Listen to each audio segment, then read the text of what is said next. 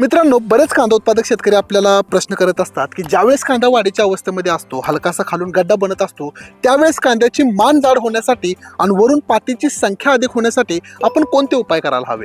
चला तर या सोप्या प्रश्नाचं सोपं उत्तर पाहूया. पहिली गोष्ट म्हणजे तुम्हाला पाण्याचं व्यवस्थापन अतिशय काटेकोर पद्धतीने करायचं आहे. पाण्याचा ताणही द्यायचा नाही आणि पाण्याचा अतिरेक पण करायचा नाही. जास्तीत जास्त आपला कांदा वापशावर कसा राहील याची आपल्याला काळजी घ्यायची आहे. त्यानंतर खत व्यवस्थापन, जेवढ्या काही आवश्यक खतांच्या मात्रा आहेत तेवढ्याच आपल्याला द्यायच्या आहेत. खताचा अतिरेक करायचा नाही आणि खास करून नत्राच्या मात्रा अतिशय संतुलित पद्धतीने द्या.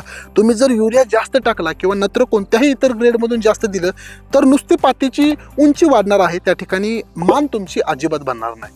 यानंतर तुम्ही खालून जर 05234 5 किलो 200 लिटर पाण्यामध्ये मिसळून 1 एकरसाठी पाट पाण्यानं असेल किंवा ड्रिपनं जर खालून दिलं तर 100% तुमची मान जाड होण्यामध्ये त्या ठिकाणी मदत होणार आहे. आणि त्याच वेळेस आपल्याला वरून एक फवारणी पण करायची आहे. फवारणीमध्ये आपल्याला 05234 5 ग्रॅम, इसाबियोन 2 मिली आणि बोरॉन 20% 1 ग्रॅम घेऊन प्रति लिटर पाण्यानुसार आपल्या कांदा पिकावरती फवारणी करायची आहे. याच्यामुळे काय होणार आहे, पातीची अनावश्यक वाढ त्या ठिकाणी थांबणार आहे आणि खालून कांदा पोसायला सुरुवात होणार आहे. परिणामी गड्डा चांगला बनणार आहे आणि मानेची देखील कमालीची जाडी वाढणार आहे. चला तर मग मित्रांनो, हा व्हिडिओ इथेच समाप्त होत आहे.